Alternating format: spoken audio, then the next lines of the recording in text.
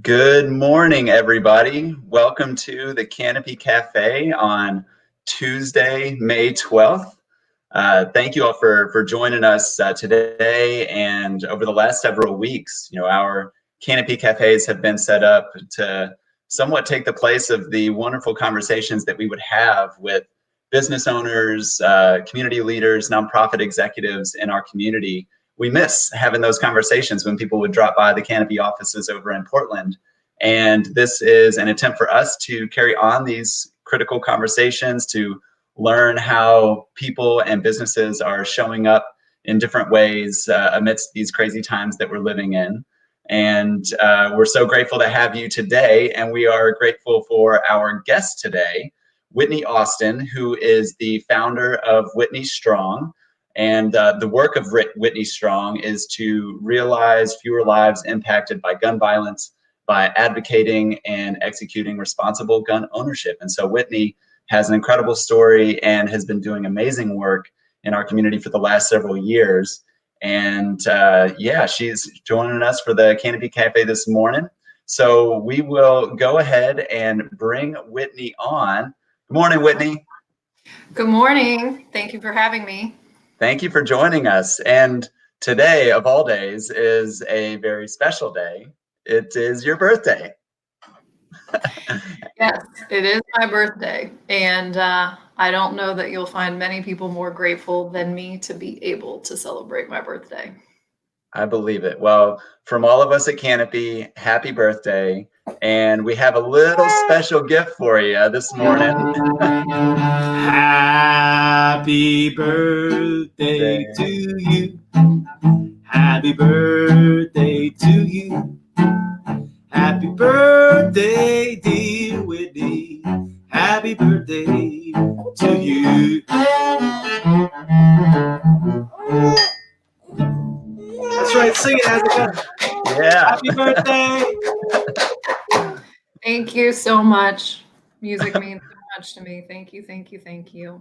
Of course, of course. Well, when you have Ben Solee on your team and somebody who appreciates music as much as you do, we have to make a special birthday shout out. So happy birthday.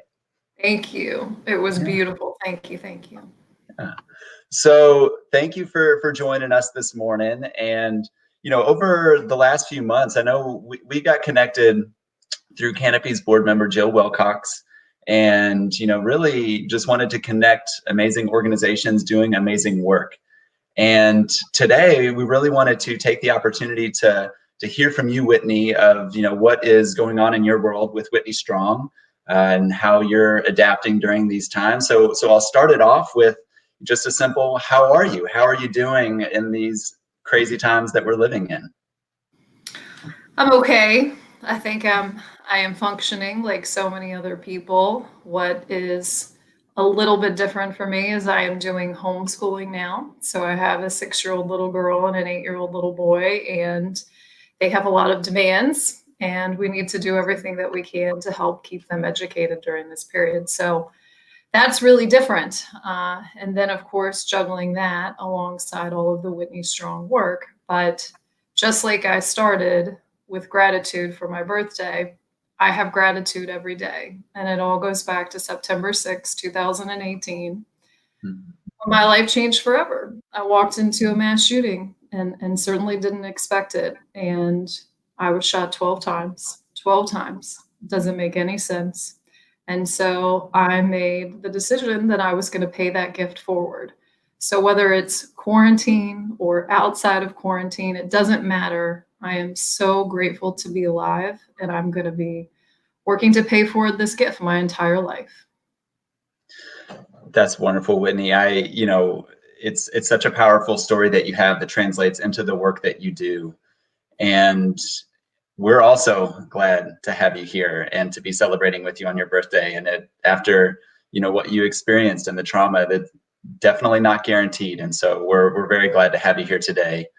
So tell us a little bit about the work of Whitney Strong, kind of, how you started and how you are adapting to these times that we're experiencing when everybody's at home. And I know there's a lot of things at play in regards to safe storage and responsible gun ownership. So tell us a little about how you got started and what you're working on now.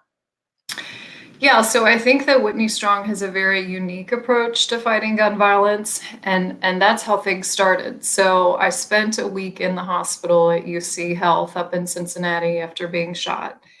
And believe it or not, in that moment that I was being shot, I thought about how ridiculous it was, how audacious of me to believe that I was immune to gun violence. And of course I'm not. Of course I'm in this moment and I have to do something about this. So I had that thought while I was in the midst of being shot. And then fast forward to that first week in the hospital at UC. And so had a lot of conversations with my husband. I couldn't physically do anything, but my brain, it was definitely moving a mile a minute. And we thought about how to approach this issue differently. You know, we live in a pretty conservative state. Same thing for the state of Ohio, which is very near and dear to me. And then even at the federal level, when you start to think about the lack of progress on gun violence, it just leads you to, we've got to do things differently. And so also, both my husband and I, we own guns. When it comes to our political views, we're very centrist. And we thought, look, if we care so much about this issue and we believe that progress needs to be made, we know that there are more people like us. So how do we figure out how to fight gun violence in an inclusive way that pulls in both sides of the political aisle and also pulls in both gun owners and non-gun owners?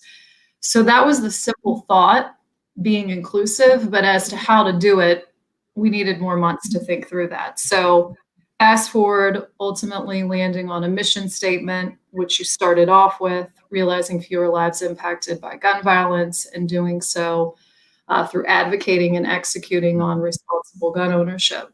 We started to put a board together. We started board meetings. We started strategizing on what our priorities should be.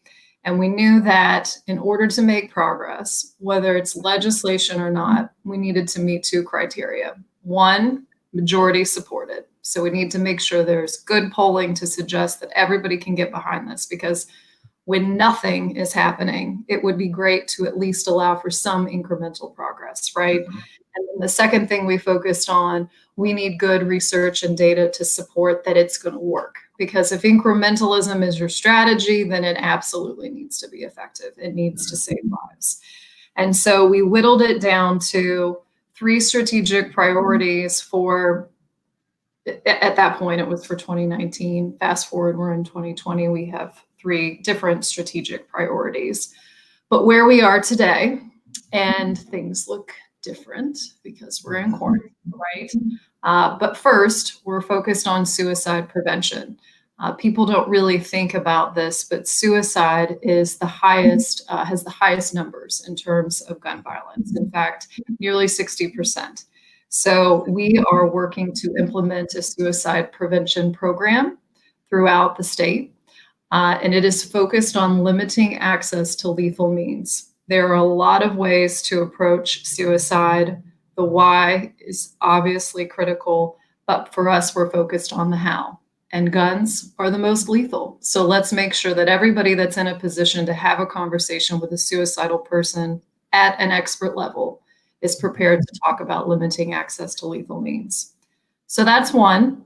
And that one hasn't really been impacted all that much by the pandemic because primary care physicians, for example, are still meeting with their patients, whether it's done virtually or in person.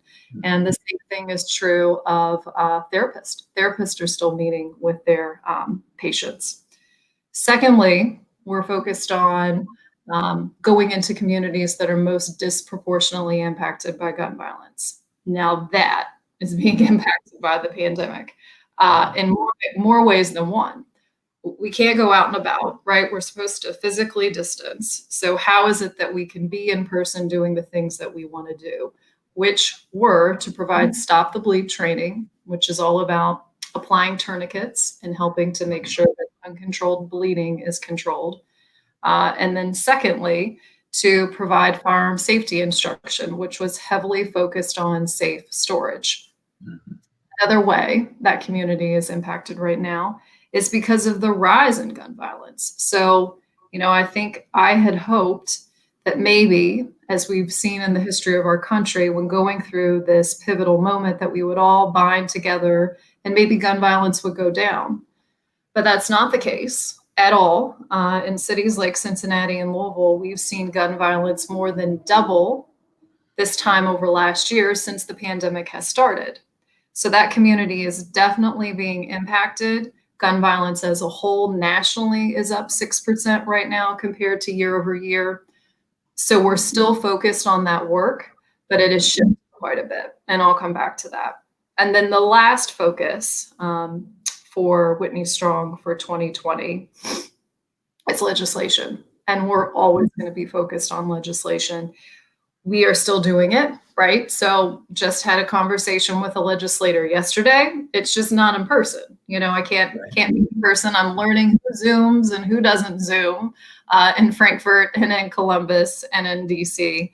But after having probably a couple weeks of feeling shell-shocked about the pandemic, I looked myself in the butt and said, there are no excuses. We need to still work on legislation. So specifically in Kentucky, we're focused on legislation that allows for someone who is at risk in a crisis moment, who needs to be temporarily separated from their firearm, that there is a legal path to do so. And typically it involves law enforcement to be the one to kind of intercept and separate them from their firearm. And there is good data to support that is not only effective in preventing mass shootings, but most effective at preventing suicides. So those are our three areas of focus for 2020. Very good. Very good. To what do you attribute the rise in the number of shootings in Louisville and Cincinnati during the quarantine? A lot of experts think that it's the lack of structure. Much of what's happening in Louisville is with teenagers, believe it or not. It's just heart crushing to think about. I'm a mother and I think about everything through a mother's lens. And when I think about the mothers that have lost their kids in the last couple of months, it's just heartbreaking to me. But many of the experts attribute it to a lack of structure. So, these kids had school and now they don't have school.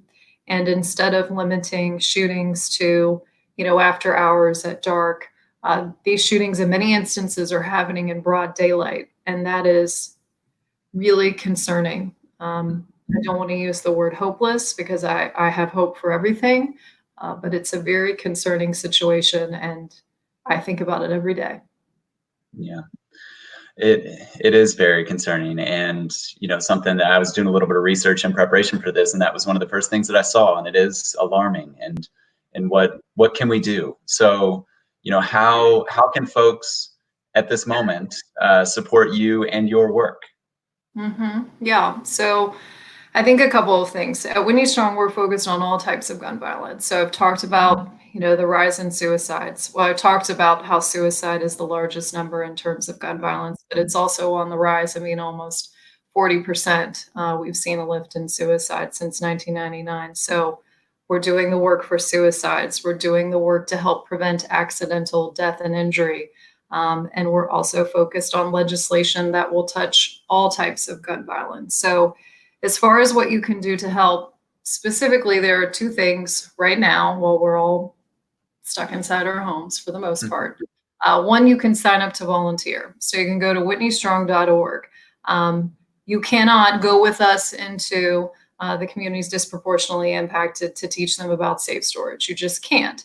But that doesn't mean that you can't help me with legislation by picking up the phone and sending emails. So there are things you can do safely from your home. So go in and sign up for that. And then secondly is funding. We always need funding to do the work that we do. We are a very new organization. We just passed the 1.5-year mark, and I am super proud of our milestones. But if we are in this for the long run, I need donations to match the intensity and the fervor that I have for this mission. So at the same time, you can go to whitneystrong.org and make donations. Absolutely. And today is Kentucky Gives Day, and I know that Whitney Strong is participating. And so I assume folks can learn more on your website and social media profiles, and can contribute that way. Yeah, if you want to follow us along on social media, which is definitely a good place to go, it's at whitstrong.org. And then already mentioned the website, whitneystrong.org. But yes, absolutely. Either one of those places to find out more information. Yeah. So we at Canopy, we love having these conversations, and I think if it were not the time of quarantine, we might be having this in person at the office, with multiple folks coming in and joining the conversation. And one of the central themes that we always talk about is good business, and so this cafe is an effort to bring together leaders of the business sector, the nonprofit sector, community leaders in general. And so one of the questions we ask all of our guests, so how, Whitney, would you define good business, and how can good business support your work? Yeah, this reminds me of a conversation, really kind of a debate that we had in business school. And I know, Ben, we've talked about this. We both went to U of L's entrepreneurial MBA program. And, the question really is what is the responsibility of a business or a corporation? And I remember back then thinking, well, the responsibility is to remain profitable, right? Because if you aren't profitable, then the business doesn't exist, the products or services cease, the employees have no job, and on and on and on and on. So I still think that rings true. That is the responsibility of a business.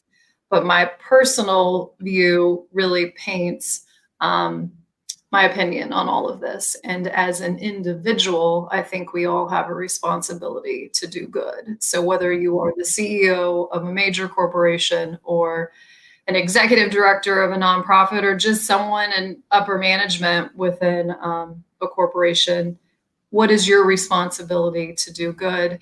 And I think what's really cool about this moment in history is we have so many examples of businesses that have found a way to be profitable, and not despite their desire to do good. In fact, they are profitable because of their desire to do good.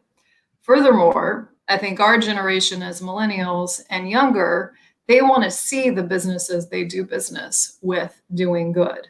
And so I think it takes on a lot of different shapes and forms, but every business has the opportunity to give back, and they should. So that's my opinion on that.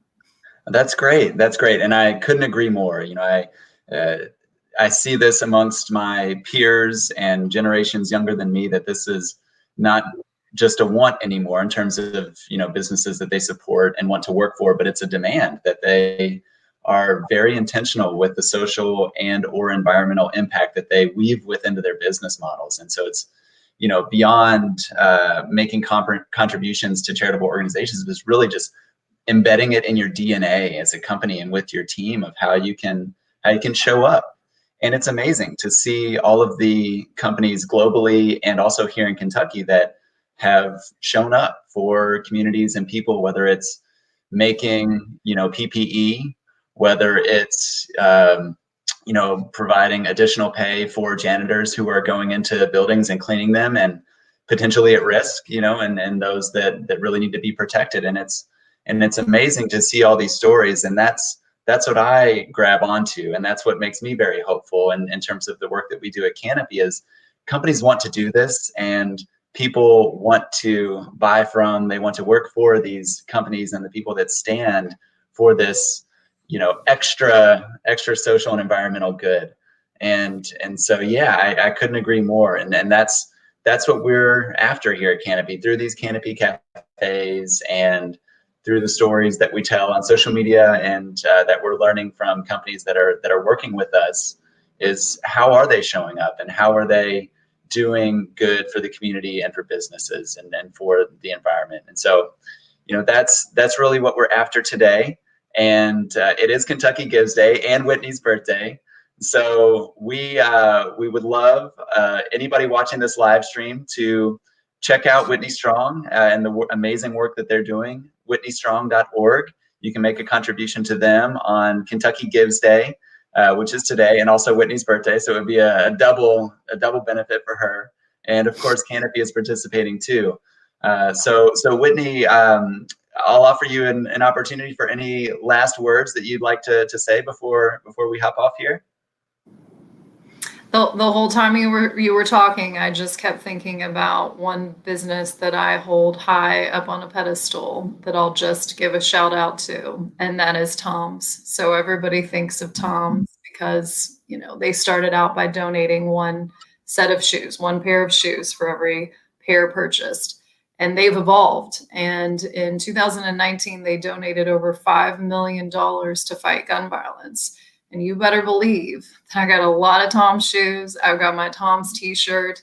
And so I think it's just the perfect example of when you do good, you further endear your customers to you. So it's just a good example that makes me really proud.